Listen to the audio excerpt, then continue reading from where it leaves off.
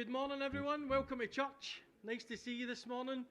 And if you've joined us online, then it's great to have you as part of our service this morning, being able to come and just again worship and open God's Word together. We're going to start by singing a song. This is one of my favourites. It's called This Is Amazing Grace. Let's stand together.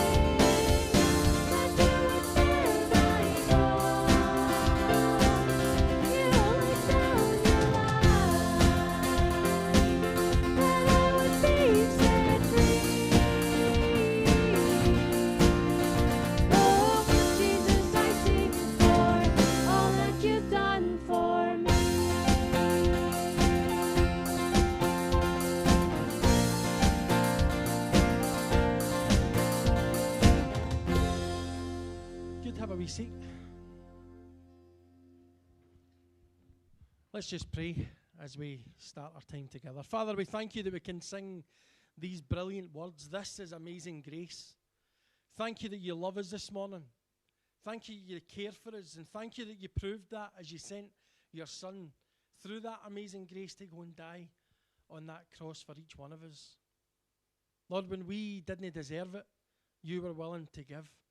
And I thank you, Lord, that that is life-changing. It's transformational. And we can see the power of that in each of our lives if we just allow you to speak and allow you to move this morning. Thank you that we can be in church today. Thank you that we're able to connect and just spend these moments together. A short time in our week, but a chance to be able to see that you can do significant things in and through us if we allow you. So Lord, I ask that this morning as we come and we sit, as we come and reflect, as we come and respond, that you would move in your power, in your way, in your time. We pray this in your name. Amen. Good, a couple of things just to tell you right at the start of the service today, just so that we can make sure you've got all these announcements. On the 20th of November, which is in just 2 weeks' time, we are celebrating the church's 30-year anniversary. Now, if we'd thought about this, we would have made it on the 30th, because everybody's getting mixed up between the 20th and the 30th, or the 30th and the 20th. But on the 20th of November, we're going to have a special event downstairs in the big hall where we're going to have some food, we're going to have some fun, we're going to get a chance to be able to connect with Alistair and Ruth again, just to thank them for their time when they were here serving with us. But we never got a proper cheerio to them. It was an online farewell. But we've invited them to come. We did invite John and May to come, but John's heading over to America to be a guest speaker back at Hope Church, so he's unable to be with us, so we'll catch up with him at another time. But spaces are limited. We've got around 120 spaces available, and that's it. So if you don't get your name down, you're not coming in. That's how it is. And we recognise that you might think, well, can I come? If you're here and you're part of the church, we would love you to be there. It's going to be a night of fun. We're going to have some worship. We're going to have games. There's going to be loads of stuff happening at your tables when we're there. It will be allocated seats at tables so we can get everybody in. But if you don't tell me you want to come, and on the Friday night you think, oh, I quite fancy going there, if there's no seats, there's no chance. So you make sure you get in touch with me, and we will make it available. I had hoped to get a link available. Our website wasn't working this weekend, and thankfully Lorraine figured that out and made me aware. But we will get something out this afternoon so that you can respond back and say, John, I need 4 seats, 5 seats, 1 seat, whatever it is, and then we can start to plug that in. So that's a really important event in the life of the church. Next thing that we're going to be thinking about, as we explained last week at the AGM, thank you to everyone who was able to come to that, but we are going to start life groups.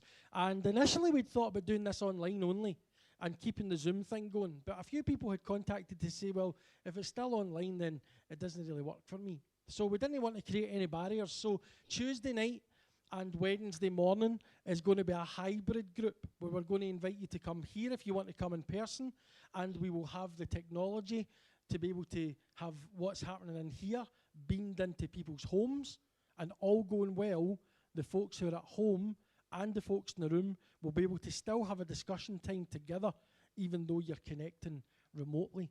I would ask for your patience just as we get this set up, just in case there's a few wee glitches in the system.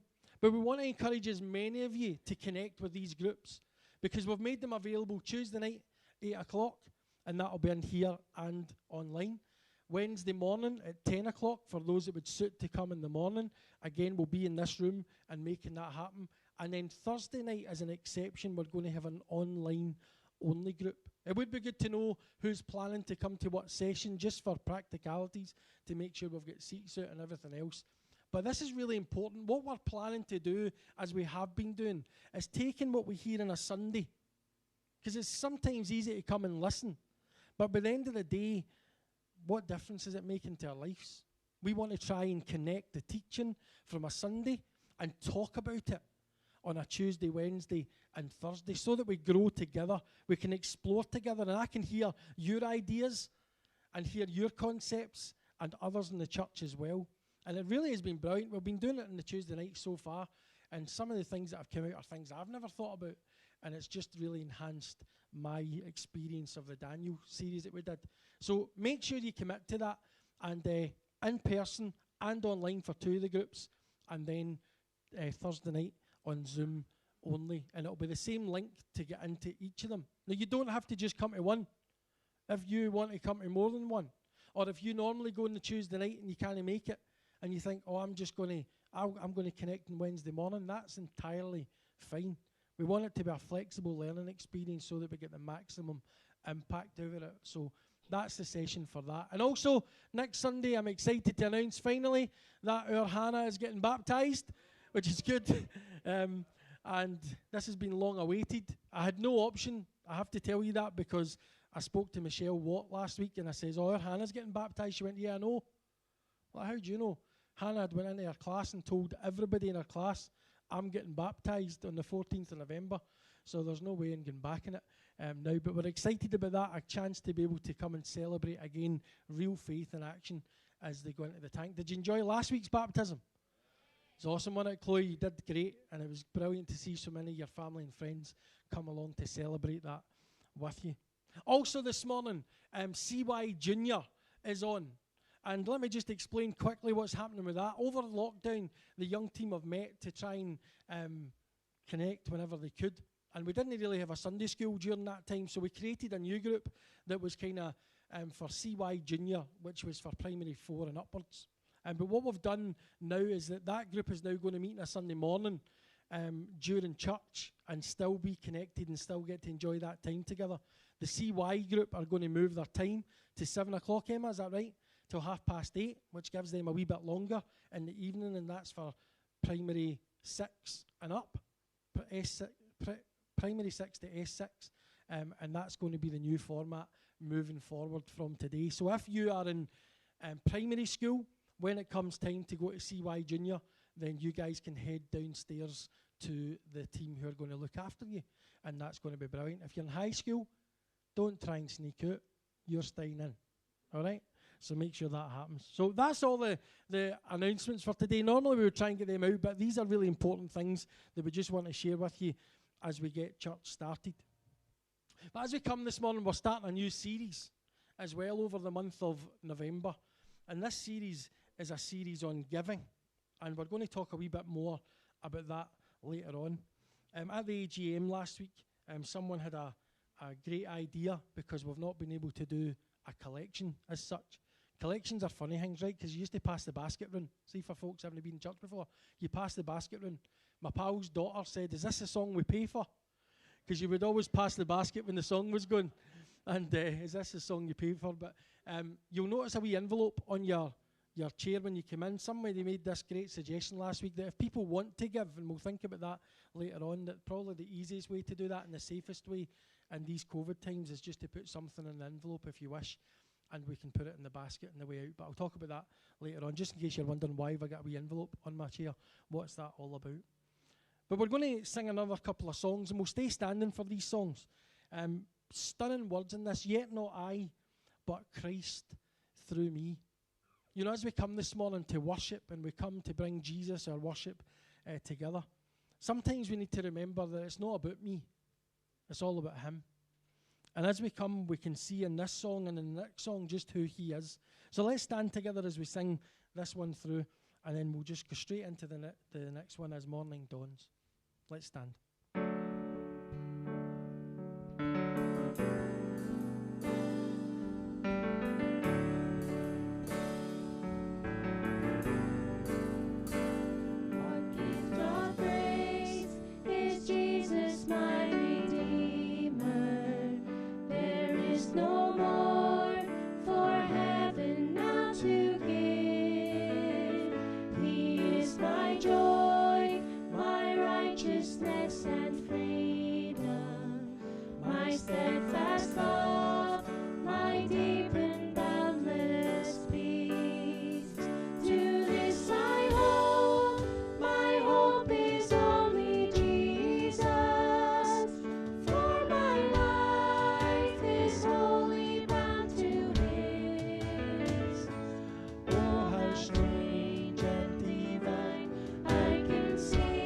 All is mine, yet not I.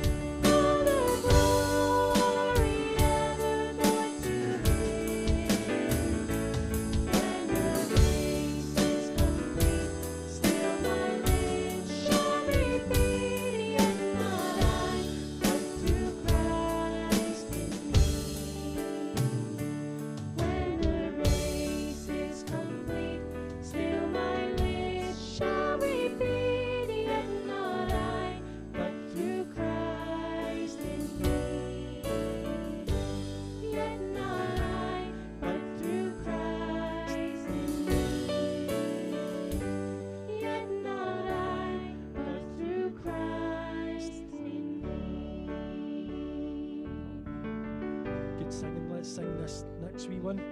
As morning dawns and evening fades, you inspire songs of praise.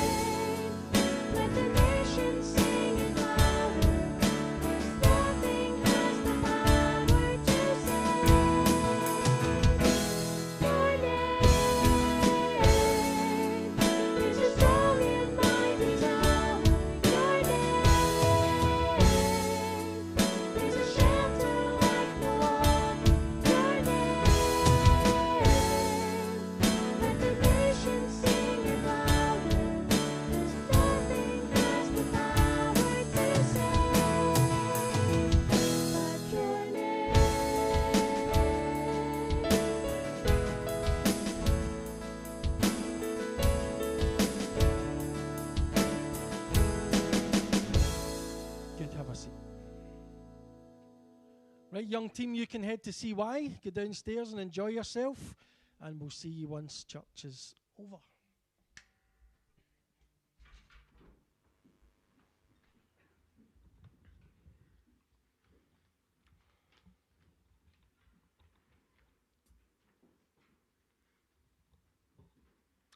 Good, so as I said, we're going to start a new series this morning for the month of November. And we're going to be thinking about the whole idea of giving. And what does that mean? What does it look like? And what does it involve for you and for me as we go? But there was something in the news last week that caught my attention. That really got me thinking about what it means to give. Where does it come, the heart of giving? And for some people, it's easier than others. You know the guy that has come up with the whole Tesla car situation? Does anybody drive a Tesla in here? No yet. What amazing vehicles. Green energy. Seemingly you can go places in pennies rather than all the money you would normally spend. But Elon Musk is one of the richest people on the planet. He has got more money than anyone. Estimated 300 billion is his worth. Now you can't even think how many zeros that is behind his name. But last week he was given a challenge. And somebody had said, Elon, if you gave just 2% of your wealth, roughly about $6 billion, then you could end single-handedly world poverty like that. Now think about this for a minute. Somebody actually said a wee while ago, if there's 7 billion people on the planet, Elon Musk could give everybody, you and me, 1 million and wouldn't even notice that it had gone. So they gave him this challenge. You could end world poverty and hunger in an instant with the wealth that you had. And he responded to them. He says, right, okay, guys, tell you what, I will give that amount of money. But there's one thing that I want you to do, is show me on paper what you're going to do with it. Show me the difference that is going to be made. Show me how it is going to be distributed, how it's going to be looked after. And if you can do that, and it's satisfying, I'll give you the 6 billion. Now, you think he's reasonable asking for those assurances? Probably. But what is $6 billion to him? Just a tiny percentage of his wealth. But this then inspired other folks. For the young team among you, you'll have heard of a YouTuber called Jake Paul. And Jake Paul has decided, well, do you know what? Out of all the money that I've got, if Elon Musk gets what he's asked for, I'll give 10 million towards the cause. And you wonder if other people would jump on board to say we could make a difference. But he's pledged that if you can figure out how you can do it, then I'll give it. And I want to ask you this morning, if you had unlimited resources, if the bank made a mistake last night and accidentally put your name on Elon Musk's account, actually, I wonder if you'd have been here this morning. But what would you do if you had that kind of wealth? If you had that kind of influence, and if you had that kind of power? What would you fix first? Would you be noble and think, I'm going to fix the world poverty and hunger and try and bring some sort of normality and equality across the whole picture? Would you fulfill personal desires, that thing that you've always wanted, that place you've always wanted to go? And now that money is no object, you'll just jump in your private plane. A bit like the cavalcade that we saw last week with all these world leaders coming into Glasgow for COP26. Seemingly there was nowhere to get parked in Glasgow or Edinburgh or Prestwick because of all these private jets. Would you, like the people yesterday marching, 100,000 people it's thought to have been, would you say, well, I'm going to invest in climate change. I'm going to try and make a difference to the world, environmental projects. It might be medical research. You might say, I'm going to put everything into try to cure cancer or try to cure incurable diseases. A bit like Dolly Parton. I don't know if you know what she's famous for. Does anybody know what Dolly Parton's famous for apart from her songs? Kira? That's all right, don't worry. Does anybody know what she does, Suzanne? Literacy. She's a foundation that gives children books in order to try and help with education. And there is a long list of folks who love to be able to give. And they give out of their wealth, and they give out of their success, and they give out of what they have. There's a big fancy word for it. I'm only going to use it once this morning. Philanthropists. Think about that guy, Tom Hunter, Scottish guy, who, if you've ever been in a kilt walk, tops it up to help the charity that you're representing. Other people who have made their mark, Mark Miller, who's part of the Marvel creation, came from Coatbridge, for Townhead, and when he got famous, decided he was going to build a library and try and build stuff over in the area that he grew up to give back. But when you bring it a bit closer to home, you might be one of these people that when you see the advert on the telly, for just £2 a month, you can make a difference too. And whether that be the Dogs Trust, or whether it be sponsoring a penguin, or whether it be getting into some sort of medical area or whatever it is, we're all encouraged, and we all somehow deep down have the desire to give. And as you think about that, we're coming towards Christmas. And I don't know if you've already started to think about how you will bless and how you will give the people that you love in your life. It's my birthday next week, and the only thing I've asked for is a bottle of snow fairy spray. I know you're looking at me a bit strange, but it's the most amazing smell. And Emma and the team have sprayed it in the office. I'm like, I want that. So, now listen, that's not a cute. You got 150 bottles yet, right? But it's the idea we love to give at that time of the year. And I want us to think today about where that heart comes from. We're going to be looking over the next few weeks at examples and stories and parables that Jesus told that highlighted the importance of giving. Now, I want to just give a disclaimer at this point, because one of the things that I don't like to talk about in church is money. It actually comes from years and years ago when I was in the church at View Park, and they never passed a collection round. And I always ask the question, why do you not do that? And they says, well, often the first thing that people say when they think about church is they're just after your money. Now, I don't want to go anywhere near that this morning. I don't want us to have that heart or even that thought. But as we see, as we go through the passage that we're going to look at, we need to talk about it. Jesus talks about it. And it's so important, even as we looked at our AGM last week and saw how practical it is when we talk about how we resource the life of the church. We need to talk about it. But it's something that I don't feel comfortable talking about. I know during online church, many churches were able to set up online giving, scan here, send the money here. But we didn't take that approach. We recognised there was people watching online who'd maybe never connected with a church before, and that wasn't our heart. We wanted to give something, someone. We wanted to give them Jesus.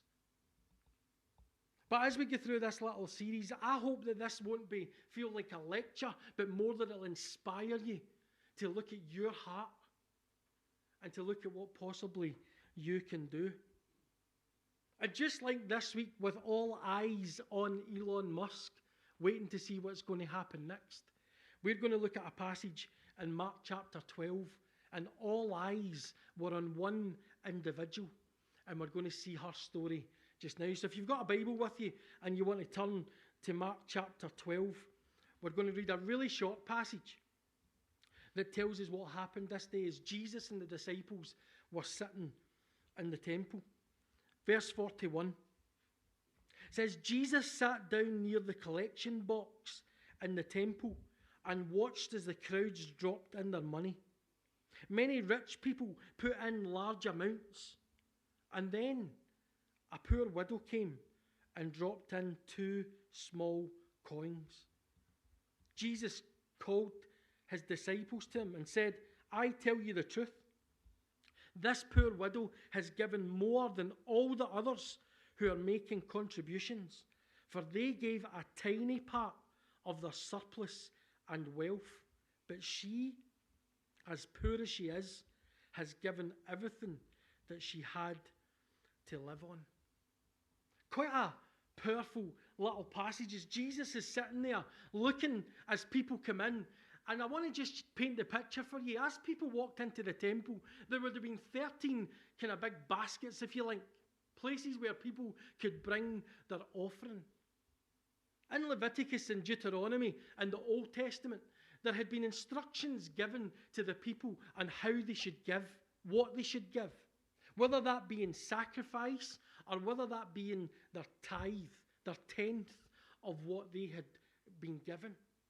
And this was something that they would do religiously. And often they would get it right, really right. And as we see actually in some of the minor prophets, sometimes they got it completely wrong. They tried to fob God off with the stuff that was left over, the stuff that wasn't right, and the stuff that wasn't good. But the heart was, when they came to worship and they walked in, for everybody was there, the crowds were there, they could throw in their collection, their offering, into the basket. And you can imagine how that would sound as the rich would come in, and those who were wealthy and successful, as they walked in looking quite proud. They'd had a decent week, they'd maybe earned a lot, their bank accounts were full. And you can imagine the noise as they placed in their coins. And everybody looking as they heard this noise in each of these 13 collection pots. It would have been quite impressive. But as Jesus is there and he's looking at each one of them, he can hear that noise. He sees these guys coming in. And in fact, just before where we read, he's warned people, watch out for the teachers of the law. Watch out for the Pharisees. Watch out for the people who are showing their wealth. Watch out for the people that are trampling on widows. And you've got this contrast that Jesus brings as he looks and he sees what's happening. From the big noise came the sound of 2 coins hitting the bottom of that collection pot. I don't know if people in those days, like Jesus did, watched to see what other people were doing. Any of you guilty of that? Not just meaning with collections and stuff, but we always look, didn't we, to see what everybody else is doing. We're quite nosy. We want to know the ins and outs and what's going on. And it was no different this day as they were in this place. But I can imagine this wee woman walking in with her head low, maybe trying to pick the right moment to drop those 2 small coins into the pot. I don't know if people looked on and judged. If they looked and thought, what's that? What difference is that going to make? What kind of offering is that? They maybe made their own minds up into what was happening. And it looks so insignificant in comparison with these great, wealthy, rich people who were throwing just a little percentage of what they had into that, although it looked big and it looked grand. But you know what? When she put those 2 coins in, Jesus took notice. Jesus didn't commend or thank or look at any of the other folks and make any comment apart from the fact that they had given out of their surplus rather than what they had. The passage tells us that the little that she had was everything to her. And she comes and she throws it in. And I was thinking this week, what does that look like for us today? What was it about that woman who said, yeah, I'm willing to put what I have left into that. I'm willing to put my all into that basket. Was it that she came with enormous faith, believing that God was going to provide for her next meal? That God was going to provide for her in every single way of her life because she had been faithful with the little that she had given because it was everything? Was her faith so big that as she looked at that pot and as she put that in, she said, whatever happens, I'm going to give out of my worship and not my wealth? And that's what's really been challenging me this week is, do I give out of my wealth, even though it might not be a lot? Or do I come out of worship? Is that what drives me to give of my finances, to give of my time, to give of my resources, to just give of myself? Or is it that God only gets what is left? Does he get that tiny percentage, which might look grand to others, but in reality it's easy. You know, I might look big, I might look good. And in fact, that's part of the problem, because in the passage before, in verse 39, it talks about how these guys, these teachers of the law, like to walk in with flowing robes, greeted with respect, and have the most important seats in the synagogue. Was that their motive and their heart for giving? Was that their motive in the way that they invested? I've got a place of position, a place of power, a place of leadership. Is my giving given out of my wealth? Or is it given out of my worship? Is your giving given out of what you have left rather than what you want to give God first? I've heard many stories of people that have said, you know, when I stopped and said, I'm going to give God what is right, God's blessed me. God's encouraged me. And God has been faithful through everything. You know, I remember when I was younger, I love to drive, right? You know I love to drive. Obviously, after the wee mishap last week, my pride was bruised after all these years of not having a bump. But I remember when I first passed my test, making a commitment that my car wasn't mine. I remember saying, If anybody needs me to take them anywhere, I'll take them. If you phone me and says, John, I need to go to London tomorrow, I'll go to London with you. I remember saying, God, this car is yours because you've blessed me. All my life I've wanted to drive, but I don't want this to be about me. I want it to be yours. I want to serve you with it. Remember one day driving through View Park, just after I passed my test, I met an old woman, Mary Travers, an amazing old woman. I stopped the car. I says, Mrs. Travers, where are you going? She says, I'm going to the Forge. I says, jump in and I'll take you. She says, you going to the Forge as well? I says, well, I wasn't, but I'm new. I was quite eager in the days. But my heart was, how can I give God something that I would place so much importance on and say, it's no mine. If anybody ever needs to use it, it's there for them. We made that commitment with our house. At any moment, at any time of the day, day or night, we want our resources to be available for God.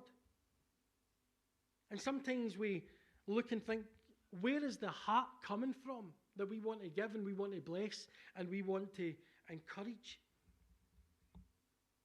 Last week at the AGM, Stuart gave us an outstanding account of what had been happening over the past 2 years in the life of the church. Not an easy job that him and Elaine have had to look at the finances and to look at the practical things that impact us as a church. In the Old Testament, part of the whole concept of giving was because the Levites, the people that God had set apart to run the temple, to look after the temple, to serve in the temple, would have had no income. And part of the idea of the tithe and the giving was to help resource these people who had given their lives and were a part of that tribe to make church work. And you'll know, running a house, for those of you who run a house, that you've got bills to pay, you've got things you need to take care of, you've got things that need to be sorted, you've got things that need to be maintained, you've got things that need to be put on. You know, these things don't just happen. And our giving actually is very practical because it enables things to happen. I know you're no daft that when you come into this building that you know things have to be paid for. The resources that we have, the fact that we've got heating and lighting, the awesome technology that we installed through lockdown in order that we could still be online and still take the message out of this building into the land of the internet, if you like. And we've seen the fruit of that. But it costs a significant amount of money. The day-to-day running of the temple would have been no different. And that's why people came and they gave.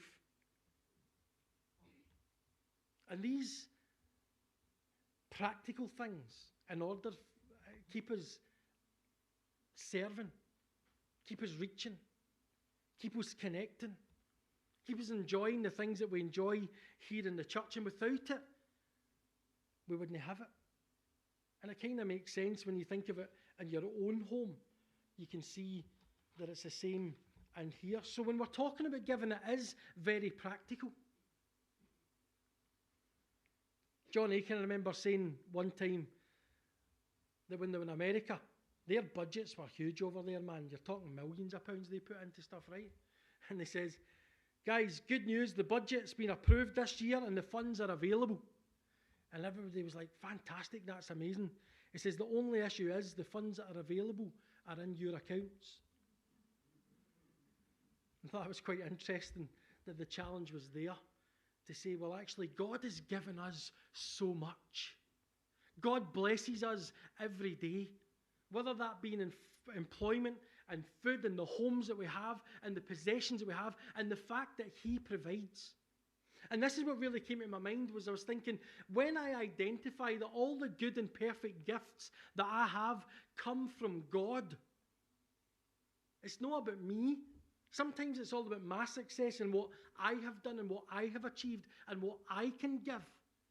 But when you see things from the perspective of what God has done for me, what God is doing right now, how He is providing my every need. When you get up on Monday morning and you can't be bothered going to work, remember God gave you that job for a reason. And it's interesting that as we think about the practical elements of our giving, I want us to see that it's also a very personal thing when it comes to our heart of giving. You know, we don't have a measure. We don't ask you when you come in what your salary is, how much you've earned this month. We don't count and try to figure it out. That's your information. That's personal for you. And your heart for giving is between you and God.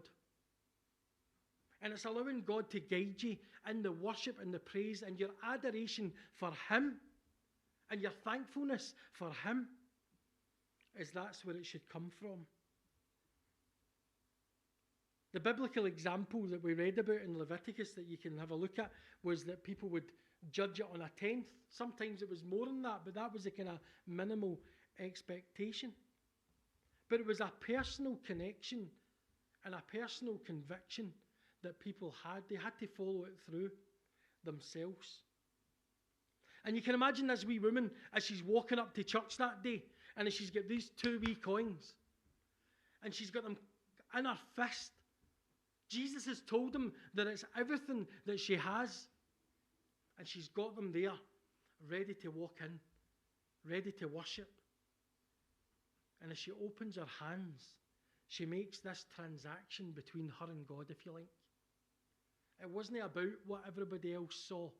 It wasn't about what everybody else thought, how everybody else judged.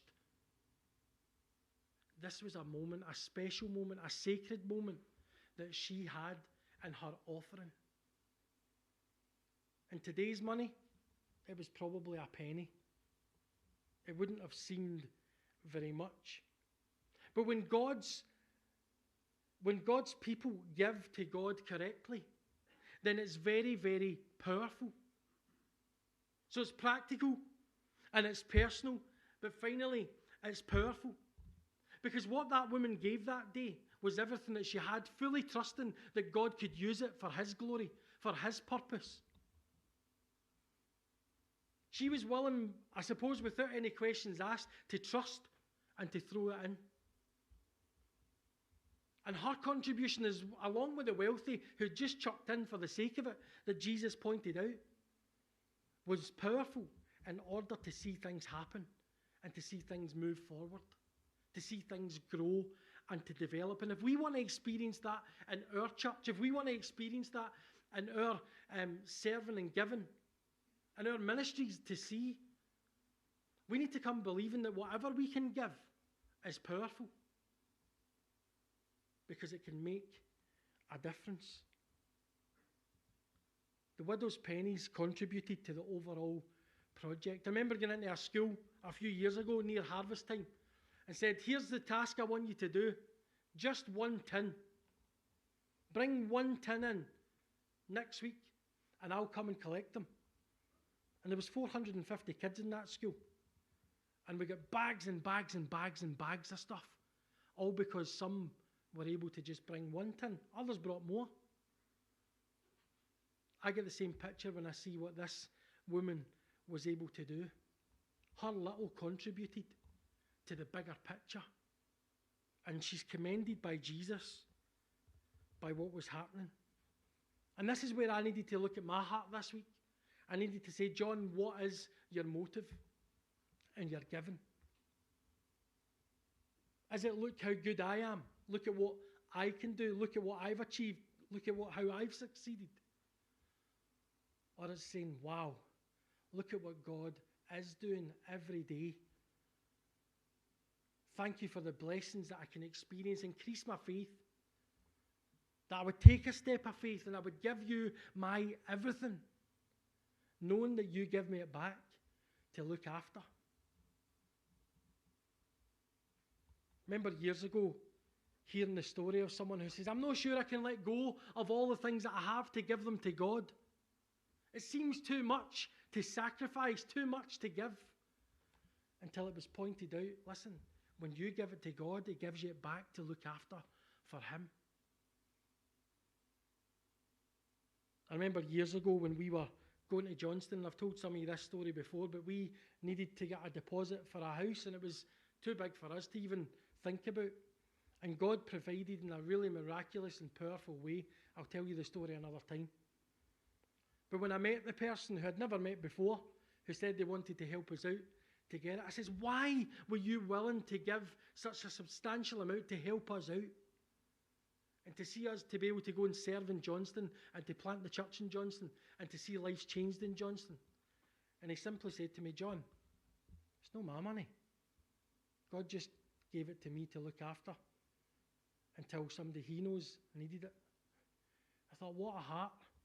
And we were blessed, and it meant we were able to do something that we could never have done because somebody was willing to give. This woman gave 2 small coins. It didn't seem to make a big noise, but Jesus noticed. Jesus saw. He saw all the folks coming in with their wealth and their power and everything else and said, no. She's given more than all the others collectively out of their wealth. She's given more because it was her everything. A tiny part of their surplus. And as I've been challenged to think about this today, and this is what God spoke to me this week, John, are you shortchanging God? Or are you giving him your everything?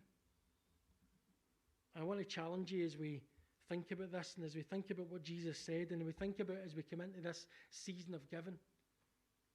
For those that were at the AGM, you will have heard the practical things that need to happen in order for monthly things to happen in this church. The realistic expectation that is if we don't have the resources, the things won't be able to happen. The people won't be able to be in place and our reach will be limited. Or we can come and say, God, between myself and you, give me the heart to give. And let me see the difference that makes in my life, because you're blessed, and others' lives, because they're blessed. And we grow in our faith and our trust of Jesus every day. It is a practical message this morning. It is a personal message this morning. But I believe that it could be powerful if we do what is required and asked of us. So, every week from now on, there will be a wee envelope. One of the best ways to be able to give to the church is through the covenanting scheme, where the government very kindly are able to put 25% back for those that pay tax into the life of the church. And actually, I'm going to be honest with you, brutally honest with you, without that, we couldn't survive.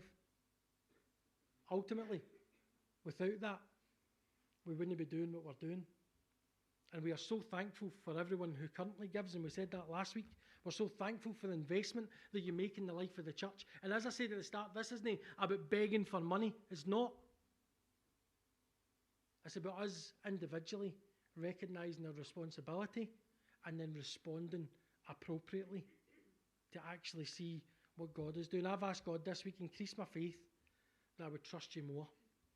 We're going to sing a wee song as we finish this part of our service. But if you want to talk to us about this and you want to speak to us about how this might look in your life and how this might help the church, then we would love to speak to you.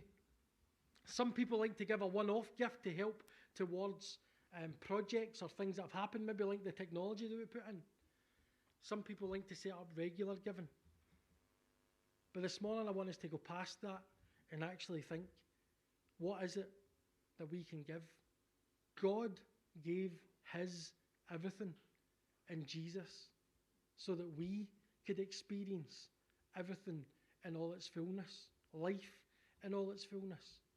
God's not asking us to do what he hasn't done himself.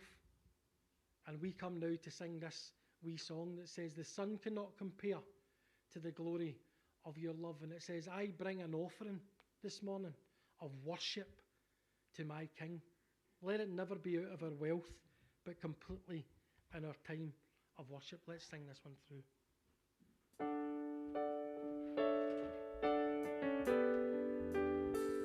Let's stand as we sing.